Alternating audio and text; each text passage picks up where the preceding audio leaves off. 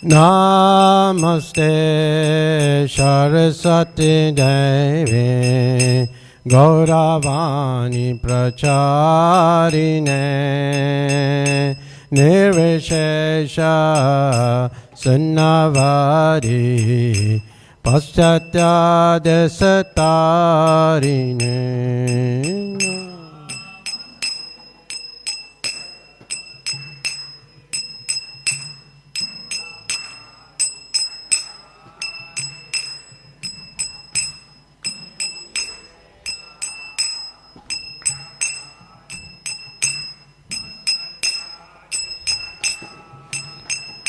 Jaya Shri Krishna Chaitanya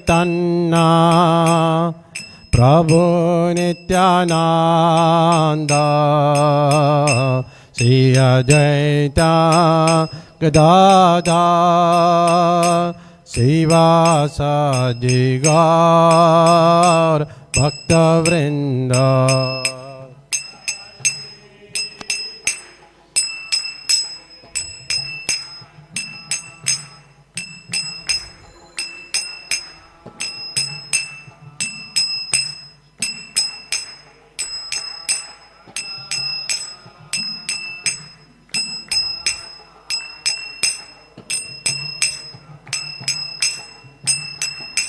Hare Krishna,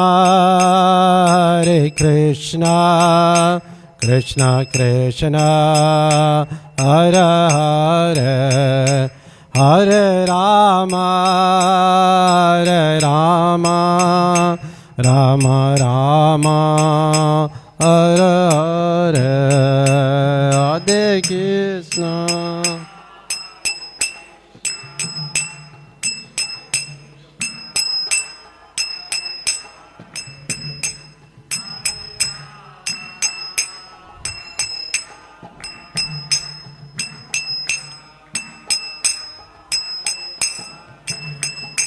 Hare Krishna, Krishna Krishna, Hare Hare, Hare Rama, Rama Rama, Hare Hare.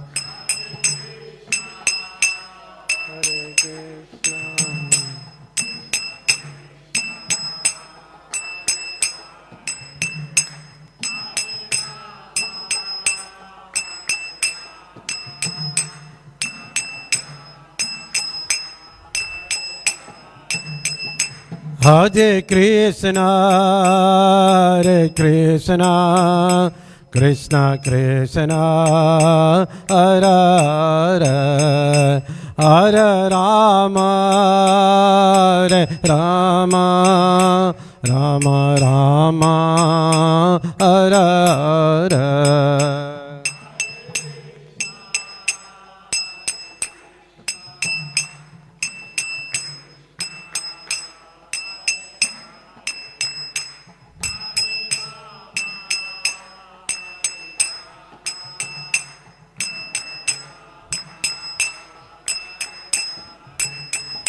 Hare Krishna, Krishna Krishna, Hare Hare, Hare Rama, Rama Rama, Hare Hare.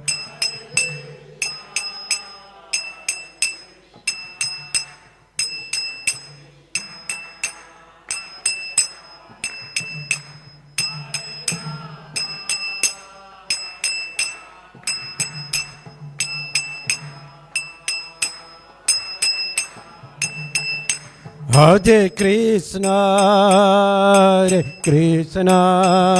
Krishna Krishna, Hare Hare, Hare Rama, Rama Rama, Hare Hare.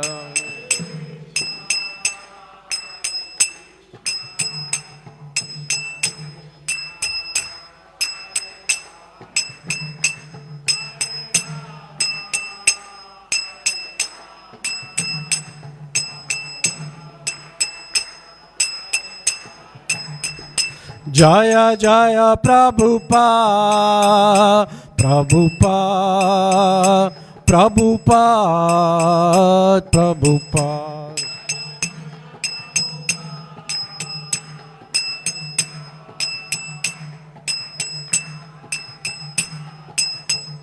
Jaya Jaya Prabhupada, Prabhupada, Prabhupada, Prabhupada.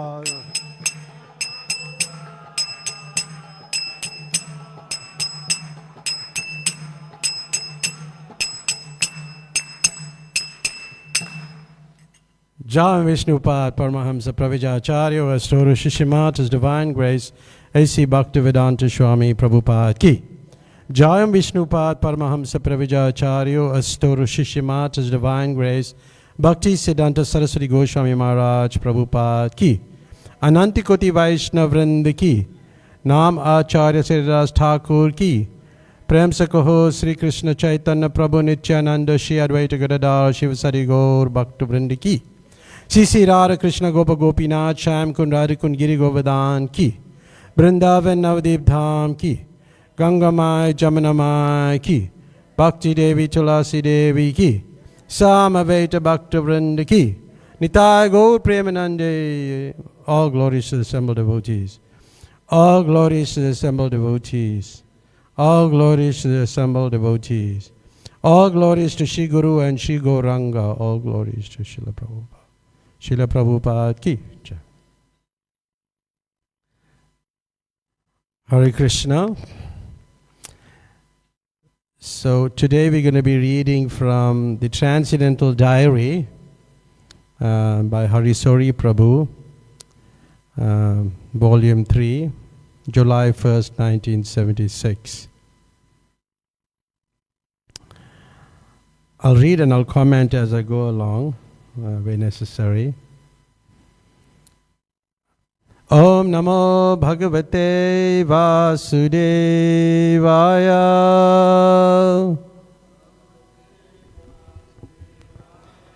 Om Namo Bhagavate Vasudevaya.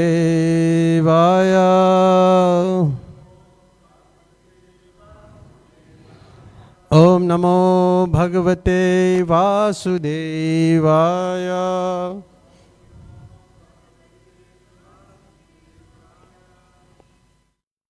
So, Prabhupada didn't take a walk today, and his Srimad Bhagavatam discourse lasted only 15 minutes. He is still weak and congested with mucus. But whether he speaks for a long time or a short one, he is potent and effective. He can make his point in a few words or extensively. His meaning is always clear. So sometimes, Prabhupada would speak for an hour sometimes in the early days, sometimes for 45 minutes. But as it got along, he didn't speak too long. Some lectures are 15 minutes, some are 30 minutes. But the message is very, very clear and effective. But generally in speaking, we have to know our audience when we speak also, and how much they can absorb. Because when people start, becoming fidgety and things like that, gives you an idea that it's time to stop. And, we have to stop at some point. But generally we find sometimes devotees themselves, when they speak, and they're enjoying the subject matter and they would like to speak more, but the audience are not ready to hear also. So therefore one has to know the audience. And one should test the audience, to see, if they really are listening or hearing what the philosophy, or they're just waiting for the class to be over, which is common in most cases.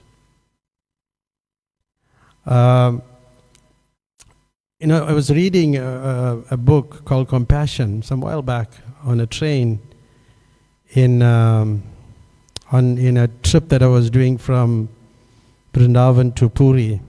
Many hours. I think I was on the train for almost 36 hours traveling, and I was reading this book on compassion.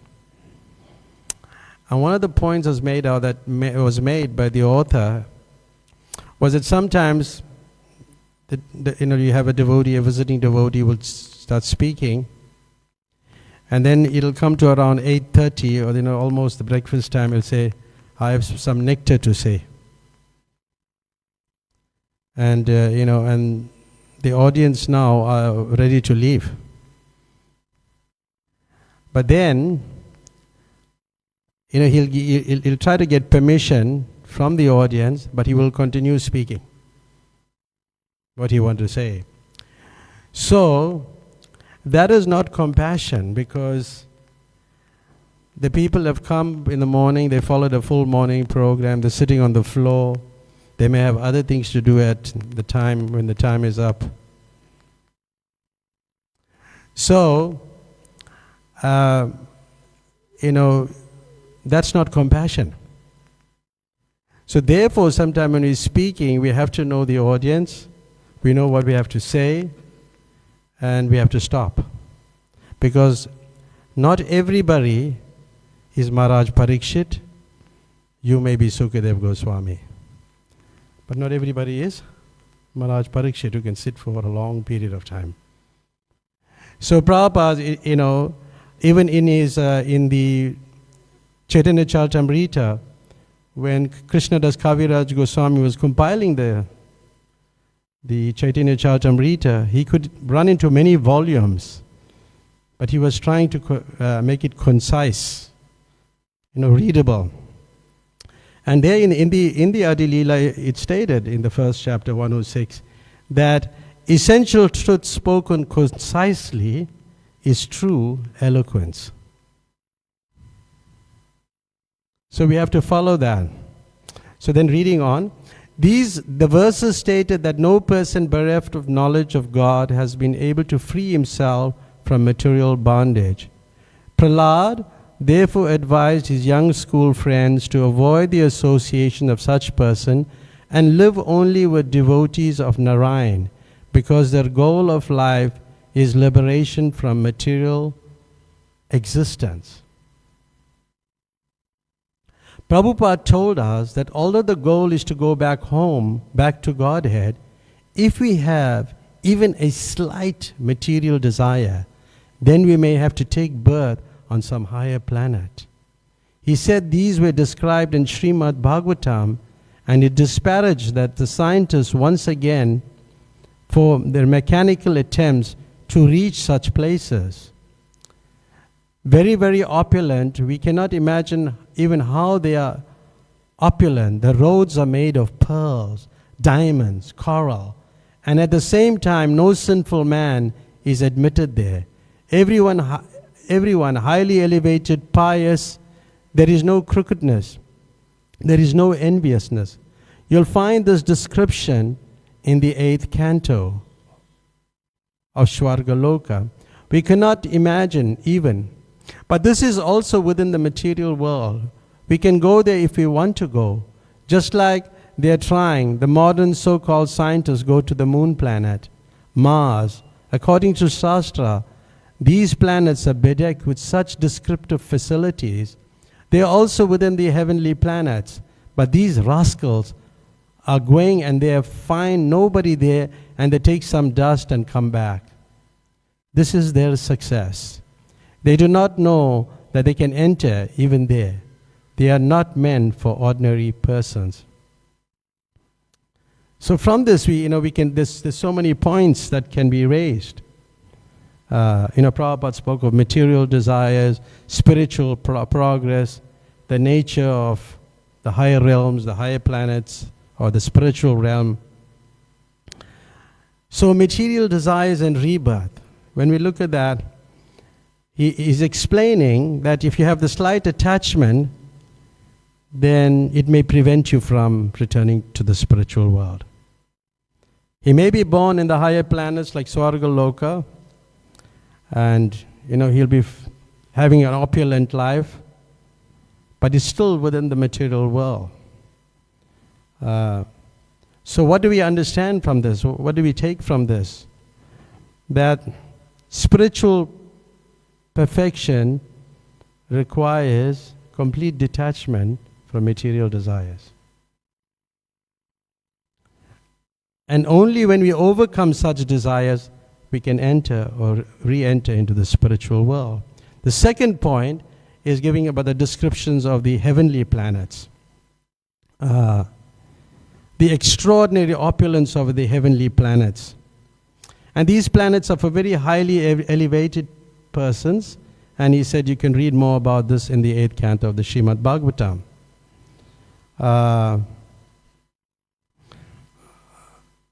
Even you can understand from even in the material world, there are much more opulent planets, but still it is within the material world. And then he also spoke about, the third point he spoke was the futility of material science in spiritual pursuits. That's a third point. Because he criticizes the journey to the moon and to the higher planets. Because, I remember it was around 1969, I was about 10 years old at that time. And my granny was illiterate, and we were all looking at the moon. And she was saying that, but you can't go there. It's not possible to go there, to the moon. So, again,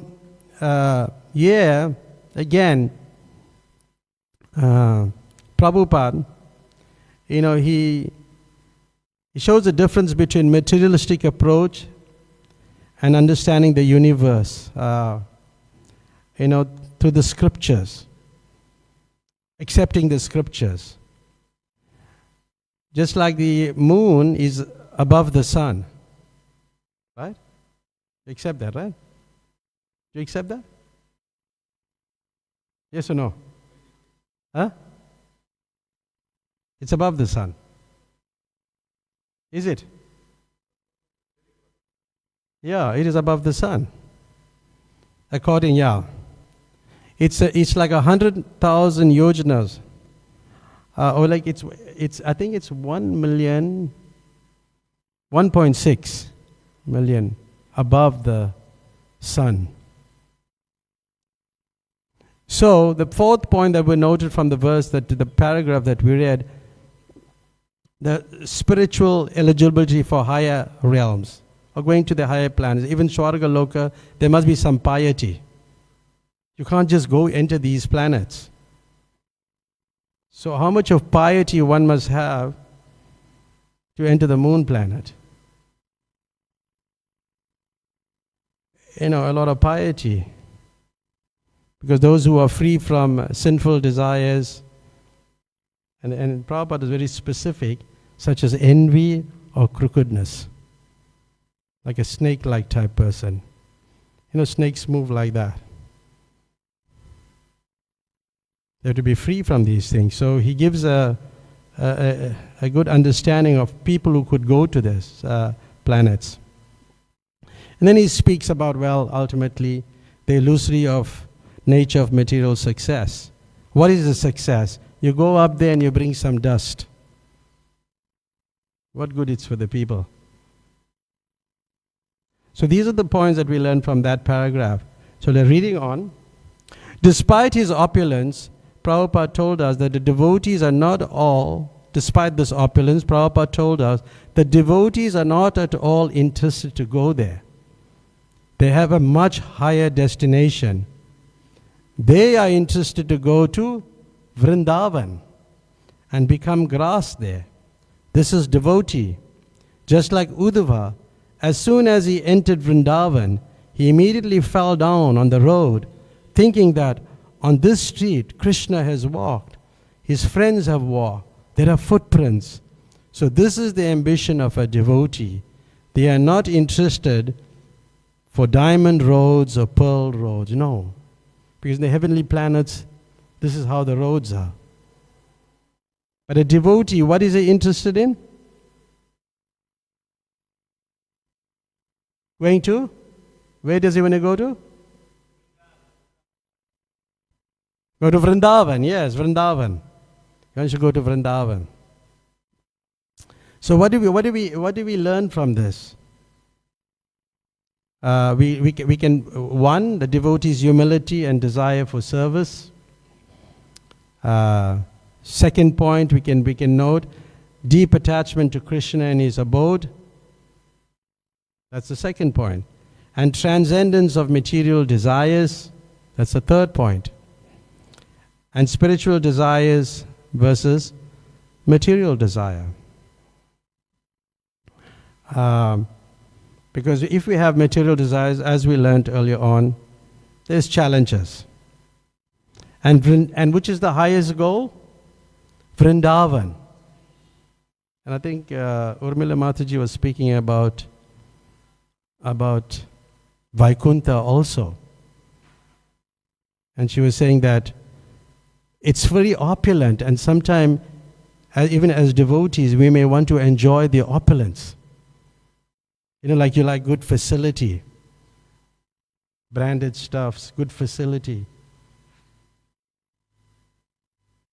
So you may not be a candidate for Vrindavan.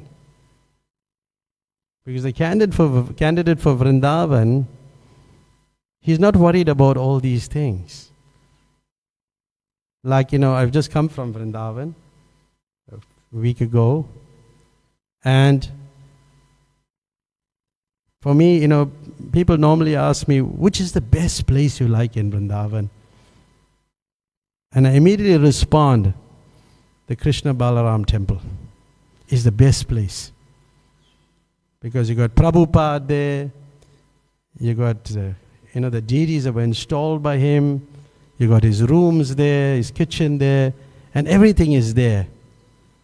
That's the best place to be. And in the morning, we can go and chant with Prabhupada in his samadhi. Around 4:10, we have our Mangal Arti there. And we're there before that, and we're chanting Hare Krishna. And there's so much ecstasy you feel. And then the sixth point was the supreme importance of devotional service. Because a devotee is not interested in anything except doing devotional service. And the key is bhakti yoga.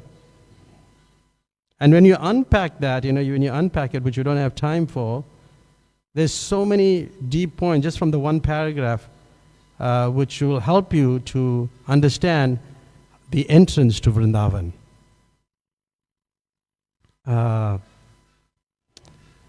And I was looking, for that verse, where where Uddhava wanted to become grass in Vrindavan. But it's in the 47th chapter of the 10th canto, and text number 61. But Prabhupada quotes it in a purport in the Antya Leela, chapter 7, text 47. He quotes this verse, and I'll read it. The gopis of Vrindavan have given up the association of their husbands, sons, and other family members who are very difficult to give up. And they have forsaken the path of chastity to take shelter of the lotus feet of Mukunda, Krishna, which one should search for by Vedic knowledge. Oh, let me be fortunate enough to become one of the bushes, creepers, or herbs in Vrindavan, for the gopis trample them and bless them with the dust of their lotus feet.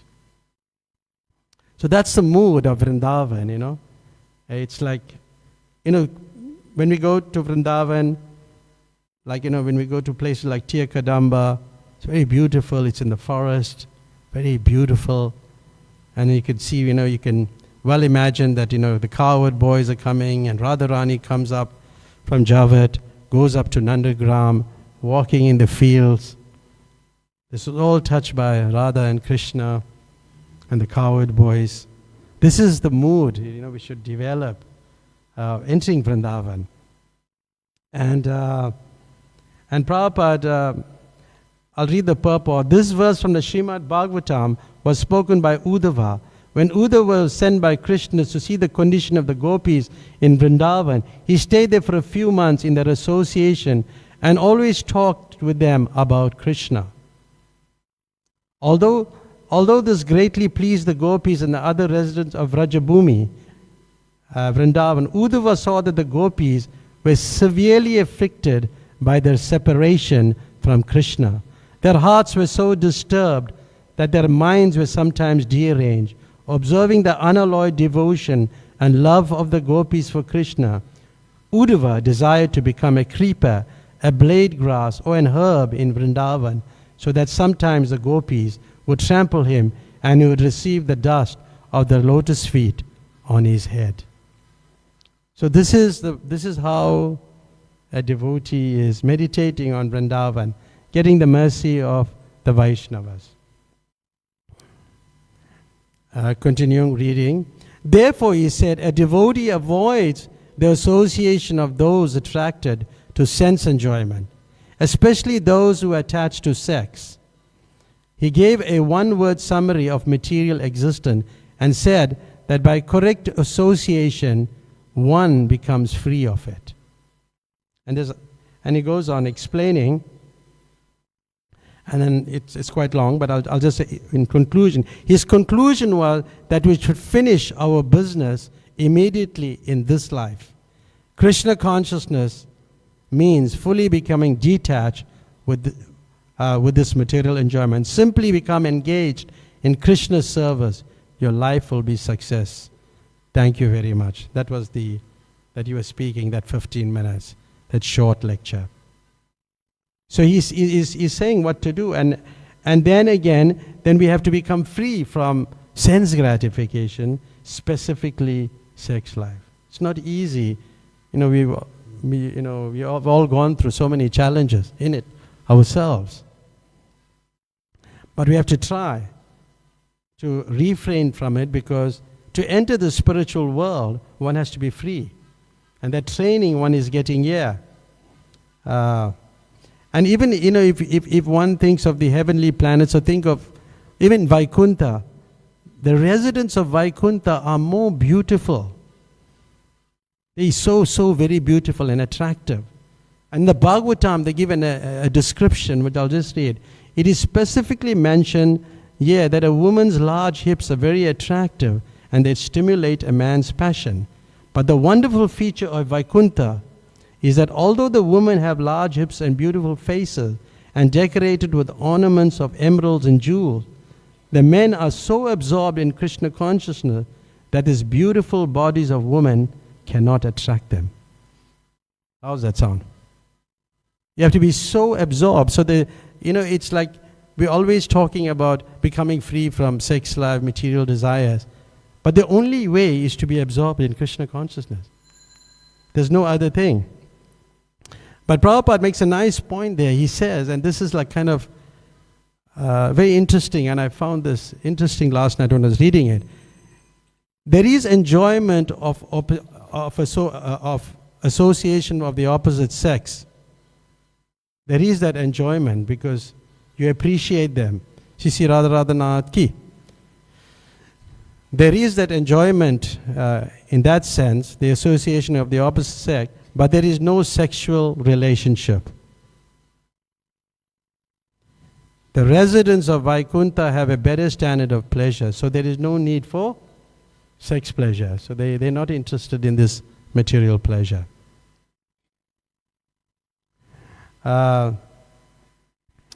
Sometimes even,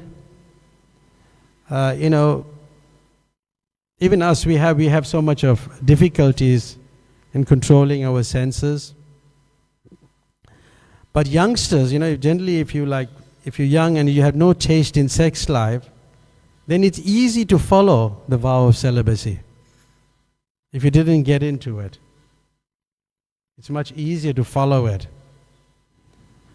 And then Prabhupada continues, he speaks about One who is attached to sex life is to be understood as devoid of knowledge. Knowledge must be followed by detachment. That is the way of self-realization.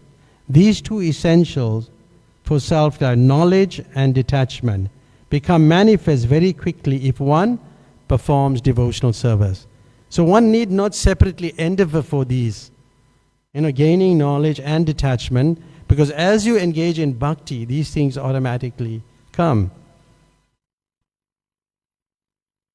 Therefore, it's not one of the items of devotional service, according to the nectar of devotion, knowledge and detachment. A person who is not disturbed even in the presence of causes of disturbance is called dhira. See, Yamuna Acharya says, since my heart has been overwhelmed by the devotional service of Lord Krishna, I cannot even think of sex life. And if thoughts of sex come upon me, I at once feel disgust. A devotee of the Lord becomes an elevated dhira by the simple process of meditating in eagerness on the lotus feet of the Lord.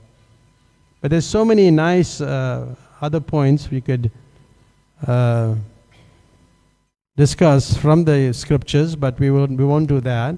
But we'll just, sometimes people join the movement, they become full-time devotees or resident devotees, and then they feel, oh, okay, all right, now I must become more renounced, I must put a saffron robe and, and then they get attached to the robes, attached to the dress, and then they find, Mother Urmila was discussing from Bhaktivinoda Thakur's purport on the Manashiksha, on different types of people, how they want recognition in different ways, and want and different types of devotees serve materialists and things like that. But any case, even in Prabhupada's time, there was called the sannyas fever. I think that was also going on. People want to take sannyas. Shri Prabhu? The sannyas fever. So there was Hansadutta, who was Himavati's husband. He was always determined to take sannyas. So Prabhupada told him that you cannot take sannyas unless you get permission from your wife, if your wife agrees. So Himavati said, I don't agree, that my husband takes sannyas, because he was not advanced enough. But she's saying, but if you give him sannyas, then I accept. So, but Prabhupada said, no, you have to agree. And then she's saying, well, we're not so advanced enough. But if you give him sannyas, then I accept. So this went on for like 4 days, up and down. But she never agreed. So anyway, in the Mayapur festival in 1976, Hansadutta, he just jumped into the into the arena with his dyed cloth, and Prabhupada had given him sannyas. So then, you know how news travels. Your husband had taken sannyas. It was like very fast travel to her, and she got the message. And she naturally, a wife would be very hysterical and astonished, and she was, because she had not agreed, and she had not expected it.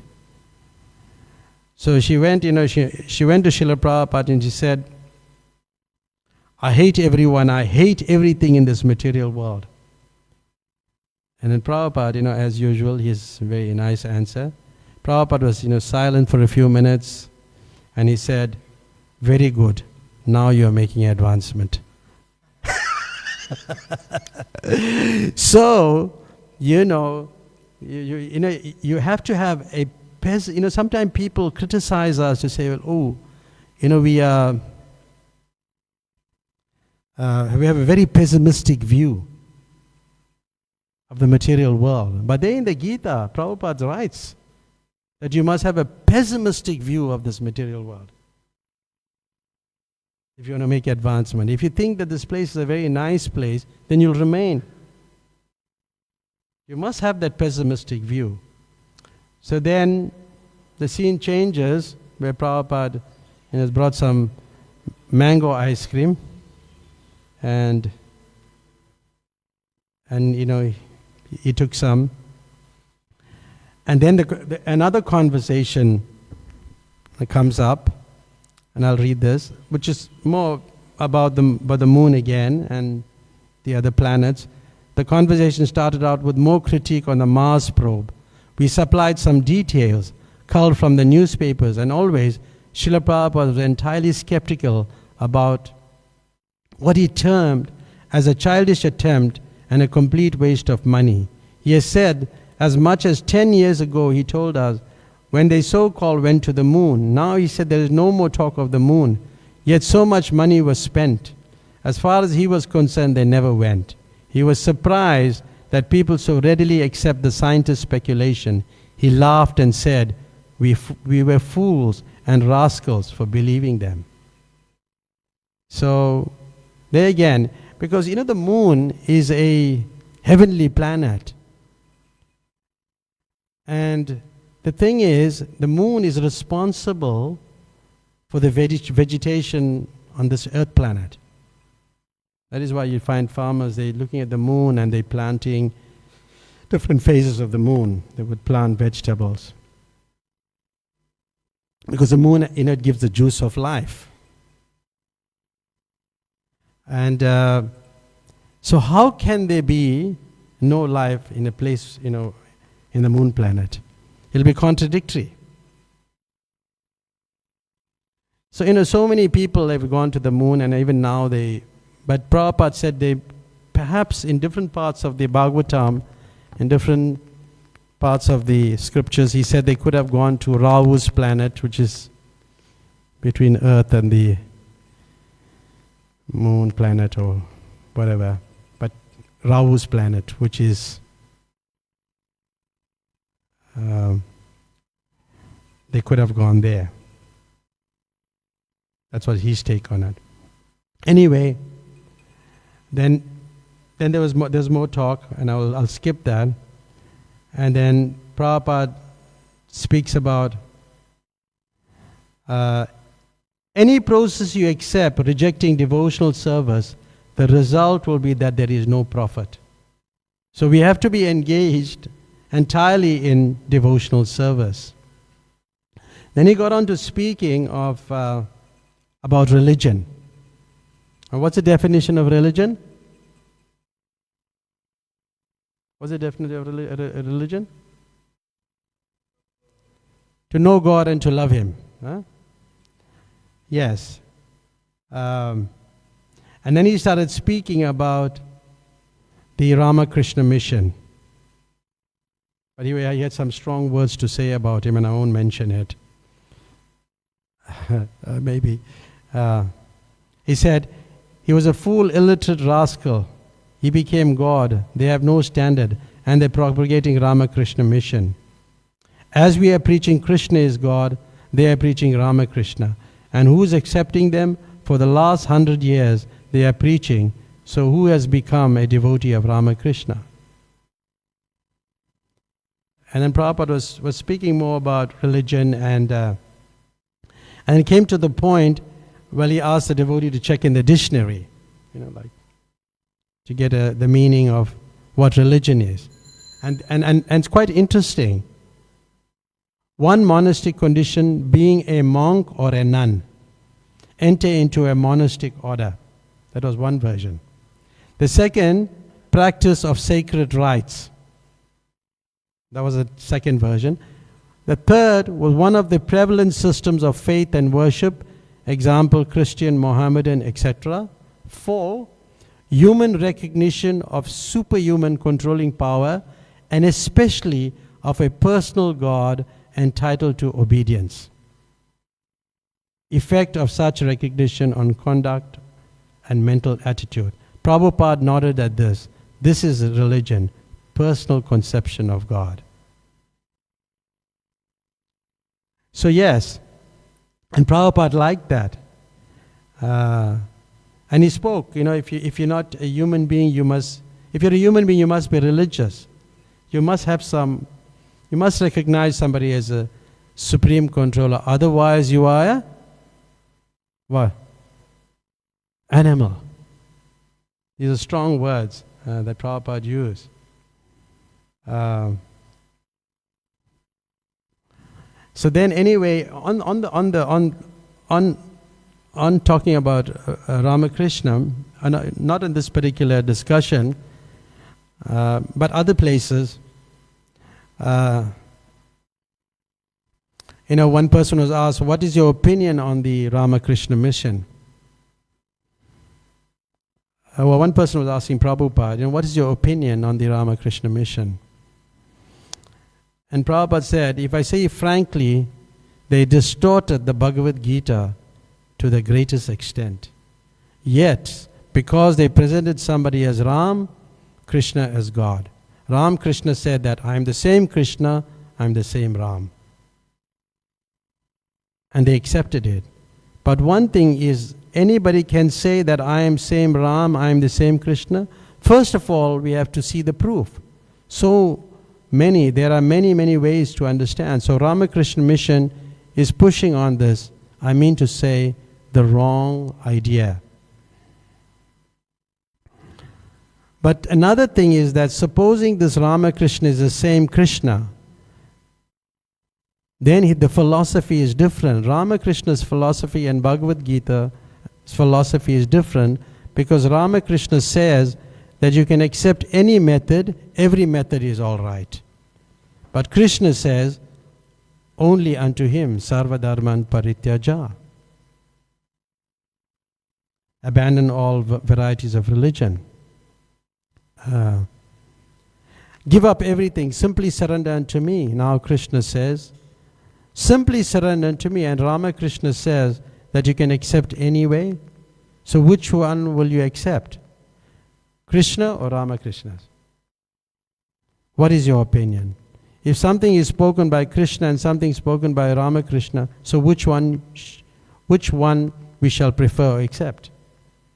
It's obvious we're going to accept from the Bhagavad Gita.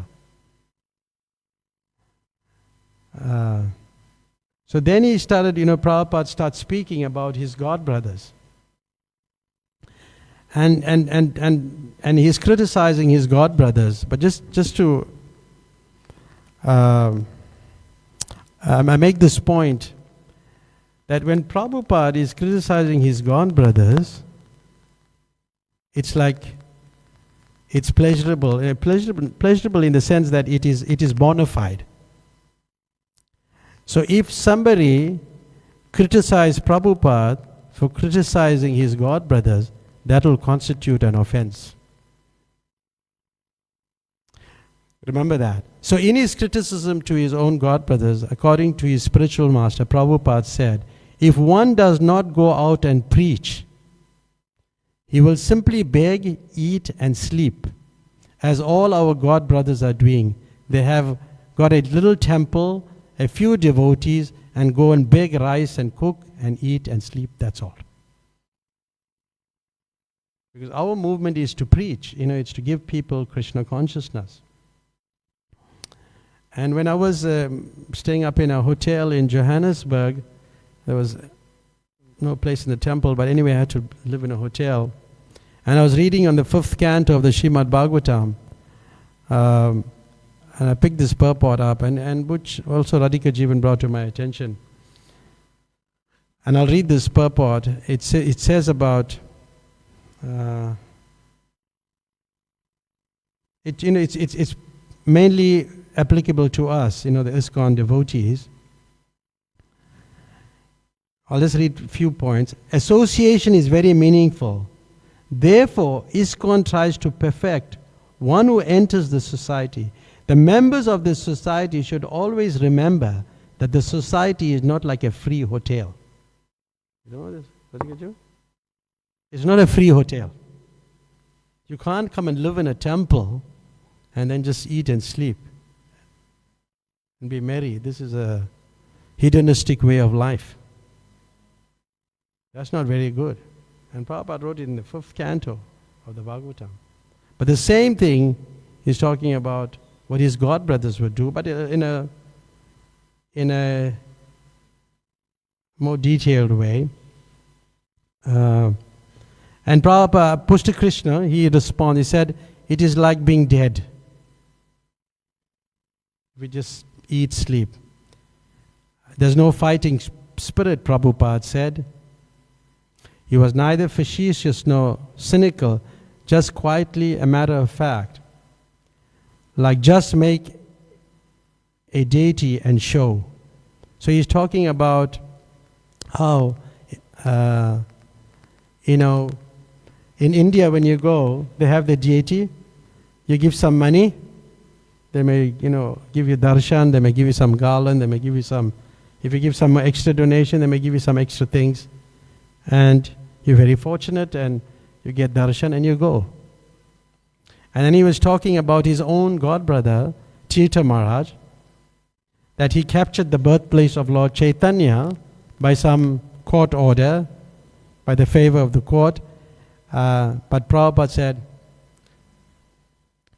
people will come and they will pay something and that will be my income for my family. That's what his godbrother would use the money for, as a means of livelihood. He has no devotion. He wanted it as a means of income. That's another thing that we have to be very cautious of. Because we don't come to the temple to do business. Because once devotees get into business or live in a temple, they'll be gone. I was just telling Radhika Jeevan that that's not what we're meant to do. Run businesses, because you will become duplicitous. Because you have to make profit. Because you're running business. And that's those are the qualities of a Vaishya. You came to the temple to become a Brahmana. So you'll become duplicitous. So that's not something what a devotee does who live in a temple. Especially. Then he said he wanted as a means of income, like the Vrindavan Goswami, Navadip Goswami. Little devotion, automatically they are after all worshipping the deity, but their purpose is different. So we have to know what our purpose is. And here we see, what do we see? The main theme, genuine devotion versus materialism. Because here, his godbrother had captured this land, birthplace of Lord Chaitanya, with what motivation? What was his primary motivation? To get income. So you can't come in the temple and do those things. That's not what it's meant for. And then he was talking about, they didn't have fighting spirit, no enthusiasm, just make a show. So many different things as a means of livelihood. And in another conversation, not particular, in this Transcendental Diary, Prabhupada was speaking about Tirtha Maharaj. And he said, Tirtha Maharaj was accusing me that I've got 2 crores of rupees from the American government to start this movement. So 2 crores. Because why? Prabhupada was living in a very opulent place. Everything was very nice. Because nobody was living in such nice facilities. Because people will always find fault.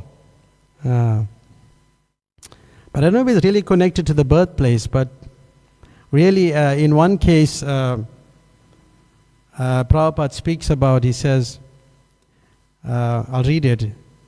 Prabhupada, in that paper he wrote, in case I die, this is talking about Bhaktisiddhanta, in case I die, these 3 men will be trustees, and the majority will be effective. So that scrap of paper, Tirtha Maharaj, he kept it. And later on, Guru Maharaj wanted to make a constitution, but he avoided. But actually, after his demise, that scrap of paper was present in the High Court, and the property was given. So we can learn from this, these from what Prabhupada is bringing to our attention. And then Prabhupada is speaking like how, he put a temple in New Vrindavan, and that's in such a remote place.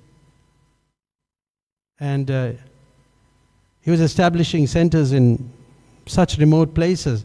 But still, Prabhupada's centers, many people were coming. Whatever Prabhupada constructed, many people were coming. Even more than going to the birthplace of Lord Chaitanya, even up till now. Thousands of people are coming to our temple. Thousands. Every day we have, in Mayapur also, almost millions of people are coming. But he was doing, because Prabhupada followed very strictly the process and was giving Krishna consciousness in a very pure way, without any adulteration. Then, I'll skip a little. He talks about how his godbrother's temple were all deserted. And then he speaks about, he says they make it a money-making machine. And then he was saying that money will come if one is very sincere and have faith in Krishna. They're not basing their faith on a high court judgment and you get a land. You're basing it on faith on the deity, on the guru and the deity and the Vaishnavas. So there's so many lessons to learn from this. Also, when you read it, we shouldn't make this a money-making machine when we build a temple. They do not know that money will ultimately come if you're sincere. You haven't got to make it a machine. Krishna will send. You just have to have faith. You don't have faith in your own abilities, but you have faith in Krishna. Because when we have faith just in our own abilities and not on Krishna, then we may run into some difficulty. Like I went to one place in, I was looking for this place where Raghunath Bhatta had his, bhajan kutir, and it's in a house now, it's like a little house, and where the Bhagavatam is, that he should read to Lord Chaitanya. So one night I was looking for it, and I finally saw this place. And I entered in. You could go there. It's not open to public so much, but you still go there. But they don't allow people to come like visitors. That they don't allow. You just like pilgrims just moving around Vrindavan. They don't allow them in, unless you're like a sadhu, Vaishnav. So and it's quite, it's got huge gates. But I entered through one, and then I went through and I went into this place, and the priest, the first thing he told me, that there's no money box here. And there's no place to give money. He said, because we worship the deity, we worship Raghunath Bhatta, we worship the acharyas. We don't want money. How's that for India? So, anyway, he was like, then he showed me he made me come the next day also. So we was going to seeing the Bhagavatam scripts that, it's on leaves written, and where where Raghunath Bhatta would read to Lord Chaitanya in a very beautiful, melodies, very emotional, yeah. So it was so wonderful. Then he gave me a book in Hindi about Raghunath Bhatta, was the lineage, and very, very, very interesting. So then we're coming to time almost. Then Prabhupada goes on to speaking about Ramakrishna, Vivekananda, of their practices and their contribution to spiritual life. But Prabhupada said that he never compromised. All my speaking is also no compromise. Ye is Guru, ye is Krishna, ye is God. Ye is Vedanta, real version they neglect, and they stick to rascals' version. Sarikya Bhasha, all over the world. And Prabhupada was speaking about Ramanujacharya, and he said, people don't accept Ramanujacharya because he's a Vaishnav. But Mayavad philosophy is spreading, and And then he speaks a lot about Mayavad philosophy. And then there was an interesting there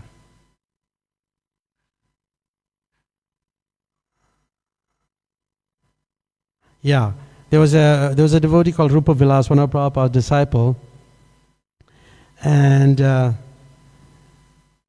was the discussion was on Ramakrishna, Vivekananda, and also the study of Vedanta.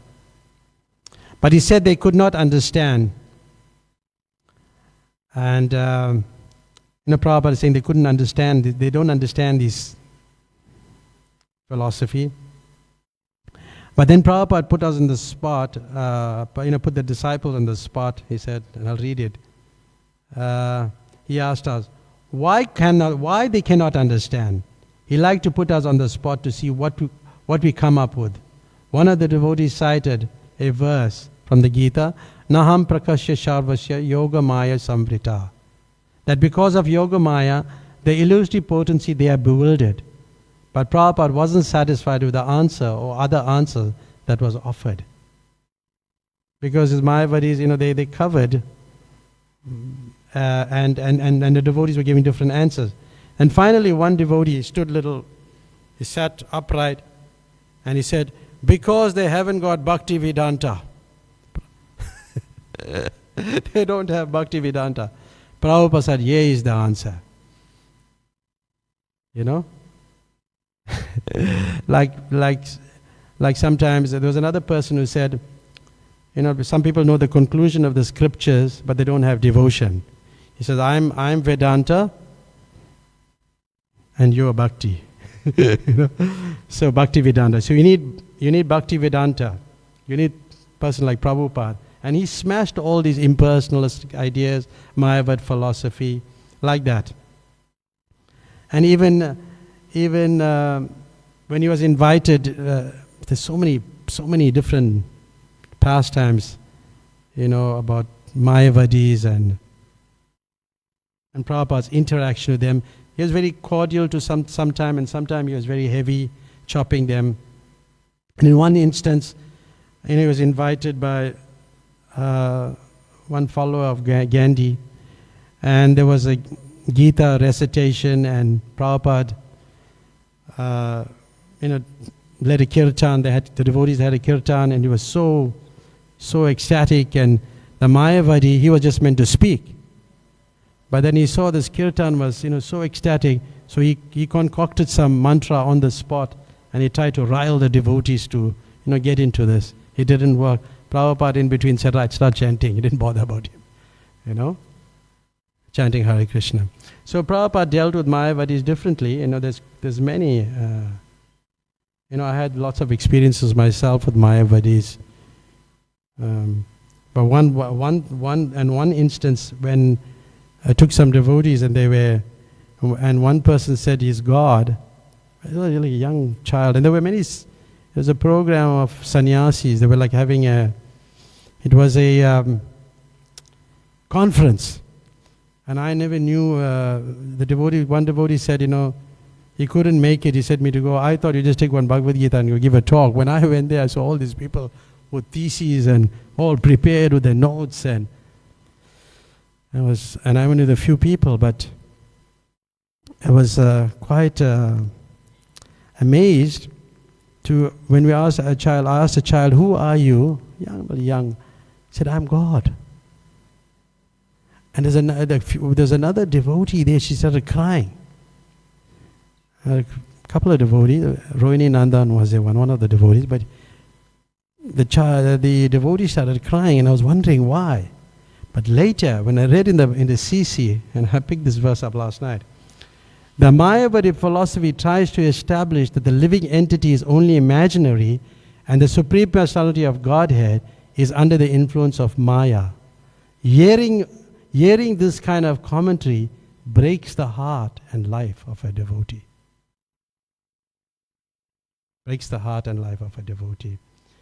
So much can be said about Prabhupada and his pastimes. I will stop here, it's 8:30. I'm on time. Hare Krishna. Any comments, or anybody would like to make some comments if you feel it's necessary? If not, we close. Yes, Shruti Prabhu? You need the microphone. You need the microphone. Oh, yes. Hare Krishna. There's another one.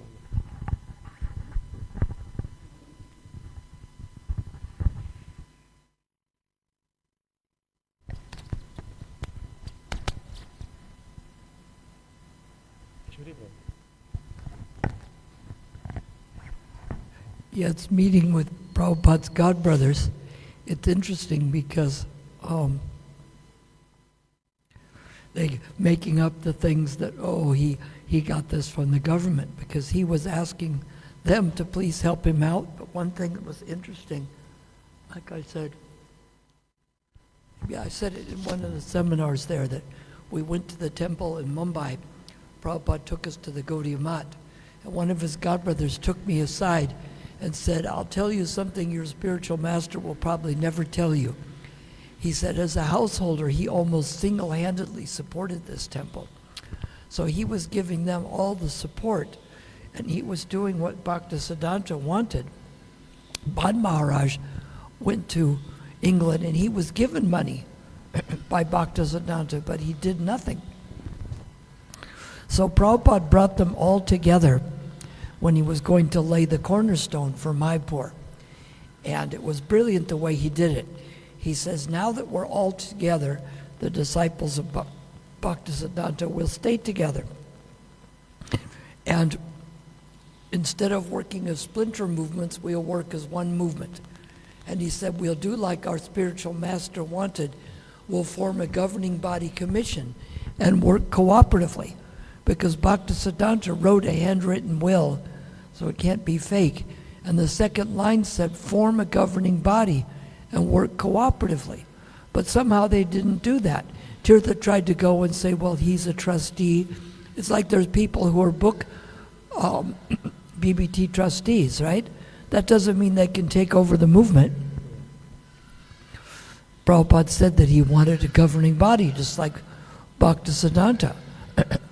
So they didn't follow that simple instruction of management, which is kind of mind-boggling. First, Tirtha wanted to be the acharya, and then the others decided they had someone to be an acharya, and that person fell down and got some woman pregnant, and that woman poisoned her own son, and so they had all kinds of difficulties because they didn't follow the basic instruction of the Guru. But Prabhupada got that instruction, and he went to preach in the West without the help of anybody. Yeah, thank you for that. Thank you for that. Yeah, that's good. You know, I was in a shop in Loy Bazaar, and a shopkeeper, we were just having a discussion. We were speaking about some saintly people. I won't mention the names. Anyway, we were speaking about some saintly devotees in Vrindavan, and then the shopkeeper intercepted me and he said, let me tell you, all these people who are very famous and like popular in Vrindavan, as time goes, when they leave the body, after that everything is finished. So I looked at him and I thought that was a good thing, he said. Then I thought more deeply, but he said, but Prabhupada's movement goes on. And I was quite surprised, and I said, then I thought, yes, the reason is because we have the GBC. We have even we make mistakes, we made a lot of mistakes in the past, and we may make mistakes in the future. But we look, so many people are joining the Hare Krishna movement. So many, millions of people. Every day somebody is joining some temple in the world. But Prabhupada is gone, but still people are joining. That's the whole difference with the GBC. It's the movement and the philosophy that are important. But when we form our own movement, now I become important. We see it's like some swamis have decided to go off on their own and they form their own movement. Even if they do something wrong, they may continue to be in charge of that group because they're the only authority. Whereas in ISKCON, the GBC is the authority. You start messing up, it doesn't matter how many disciples you are, they decide that you're not a guru anymore. Yeah, that's a good point. Thank you for that. That's a wonderful point.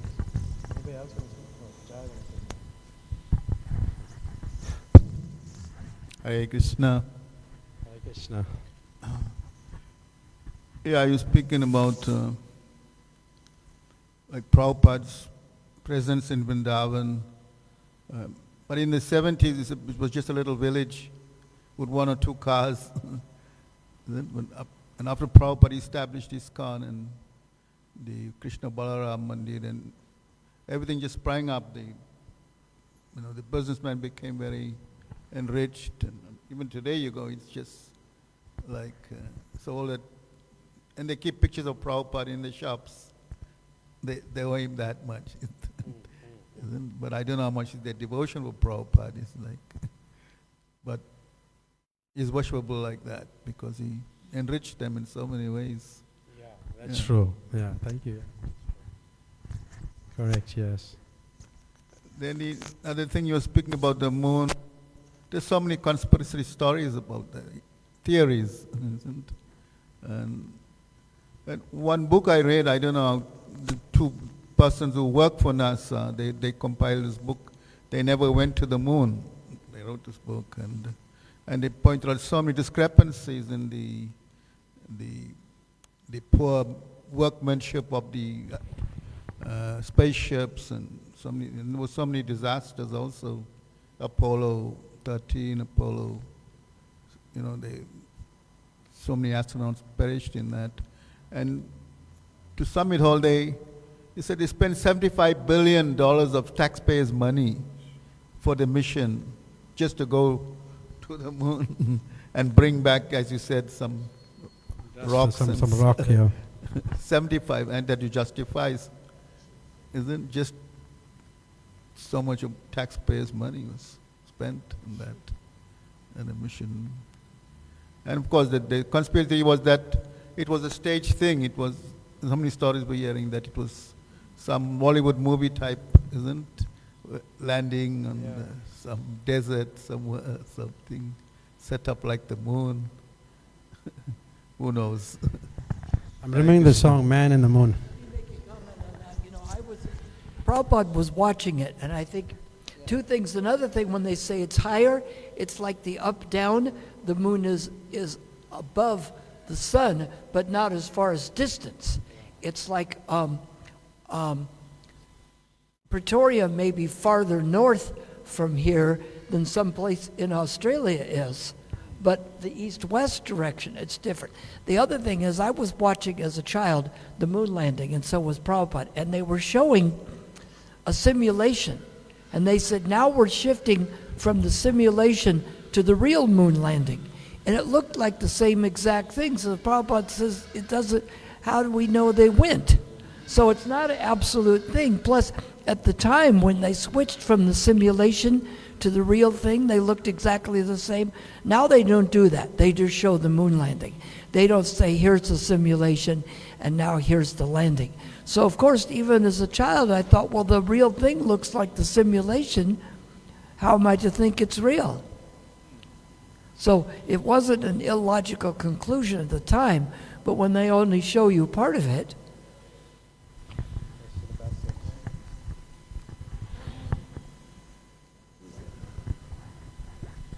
Hare Krishna. In terms of the moon, it's not just moon. They always test. Everyone. We have become specimens. They did the same thing with the HIV. They did the same thing with COVID. None of these two things are real, but we fall for it because they take the majority consensus. If the majority says, yeah, we fearfully believe what you are telling us, because remember, we have dedicated our lives to what they say. They have an IP system of going to school for these kids. So you become indoctrinated from there, and then our mothers and fathers, they sit down and watch soapies every day. So whatever they see on the screen has become real all the time. So you have a majority of people that's already doing that. So therefore you're gonna fall for it. And it's funny, in the morning I was listening to Prabhupada, he was actually mentioning the moon. There was a reporter who was asking about the landing of the moon. Prabhupada said, do you want me to to tell you the truth, or you want me to lie to you? The reporter said, no, you can tell me the truth. And Prabhupada said, it's just a waste of money, unnecessary waste of money. To the reporter, he wasn't playing around. And sometimes I think this is required, that we have to hit ourselves with the truth. Why do I say that?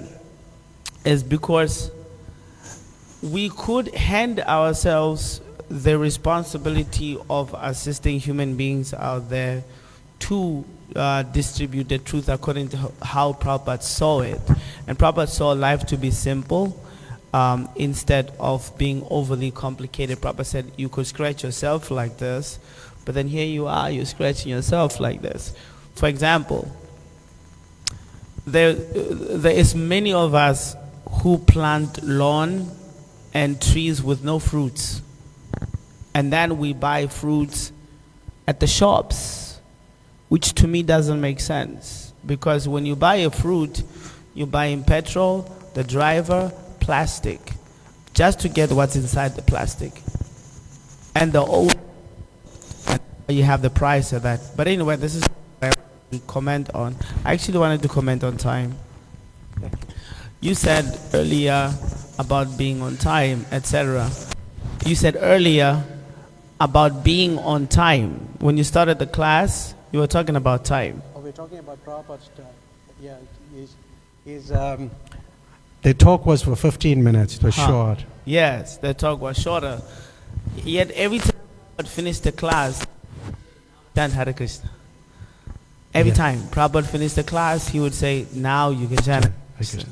Because Prabhupada would do a 30-minute class or 45. Rarely he will make 55, but it will be 30, 45. And then he would say, thank you very much, or he would say, chant Hare Krishna. Why I say that is because sometimes we chant Hare Krishna less. Sorry? Sometimes Hare Krishna lesser. Yeah. Yeah. Yeah, that's good. We have to chant Hare Krishna more. You know, so coincidentally, that where I meant to finish was talking about the mantra. And I didn't speak too much about it because I want to finish on time. Because that was because whenever I speak, I finish on time because I'm considerate about your situation also. Yeah. You know, we spoke about compassion and various other things. Hare Yes. Krishna. Thank you, Raghunath Bhatta Prabhu. So, of the moon is difficult for a person of our position because we don't have the proofs, and what is written in the sastras, we either accept or we think, okay, is it true? But if you look at the sastras has also told us that the urine of a cow is pure, and the scientist has proven it. It has also told us that if we want the truth, we go to the mother, and the mother will give you the truth, Yeah, and sure. then you know. So, long story cut short, you can accept the sastras consistently, or you can choose and this way and that way, in which case then you're never going to get to the final destination. Yeah. See, we have faith in the scriptures. Even the devotee Purushottam left. Shri Prabhu, that devotee Purushottam, he left, right? He left. And Prabhupada predicted when the 5th canto of the Srimad Bhagavatam comes out, many people will leave because not in keeping with the modern science and modern education. They will leave. And it was true. But he left. But Prabhupada said, how could he not accept the scripture? Because our faith is in the scripture. So that's like me, I'm convinced of the scripture. I wouldn't accept the other version. And we all have we are entitled to our own opinions and what we accept. But we should accept the scripture. Because that's Mother Vedas, you're accepting the mothers as the authority. So that's what we do. That's how Prabhupada explained to him. Okay, thank you. Thank you. Hare Krishna. Thank you. Thank you, everybody. Prem Vikash. Shri Prabhu. Thank you. Shri Prabhupada ki.